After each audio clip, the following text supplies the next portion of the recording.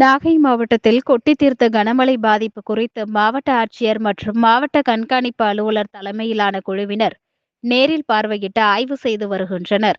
அதன்படி தலைஞாயிறு பேரூராட்சிக்கு உட்பட்ட முதலியப்பன் கண்டி, குண்டுவரான்வெளி உள்ளிட்ட பகுதிகளில் மழையினால் ஏற்பட்டுள்ள பாதிப்பு குறித்து ஆட்சியர் பார்வையிட்டு ஆய்வு செய்தார். தாழ்வான குடியிருப்புகளை சுற்றி மழைநீர் தேங்கியுள்ள நிலையில் அதனை உடனடியாக அப்புறப்படுத்துவதற்கு பேரூராட்சி பணியாளர்களிடம் அறிவுறுத்தப்பட்டது.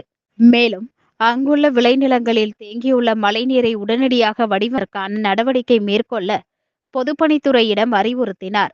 ஆய்வின் போது நாகை எஸ்பி செல்வகுமார் மற்றும் தேசிய பேரிடர் மீட்பு படையினர் உடனிருந்தனர்.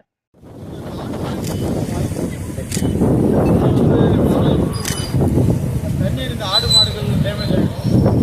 ஆடு மாடுகளையும் சேர்த்து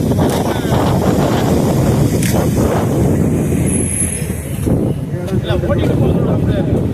அப்பொழுது அனிமல் ஆமாம் இல்லை இல்லை ஆடு மாடு உயிரோட தீவனம் வச்சுருப்பாங்க, ட்ரெயின் வச்சுருப்பாங்க. கொஞ்சம் அலர்ட்டாக இருந்தாங்க. நைட்லேயும் கொஞ்சம் கூட இருக்கு. வேறு எதுவும் எலக்ட்ரிக்கல் வந்து அலர்ட்டாக சொல்லி வச்சுருக்கோம். அப்புறம் தண்ணி இருந்துச்சுன்னா கொஞ்சம் உடனே ஆஃப் பண்ணுறது சொல்லி வச்சுக்கோங்க. இதில் பாம்புலாம் வரதில்லை. இதுக்கு பாம்பு பூரா ஏறி வரும். இந்த ஸ்னேக் பைட்டு, தேல் பூச்சி, விஷப்பூச்சி எல்லாம் கொஞ்சம் வருவாங்க. எவ்வளோ ஃபேமிலிஸ் இருக்காங்க?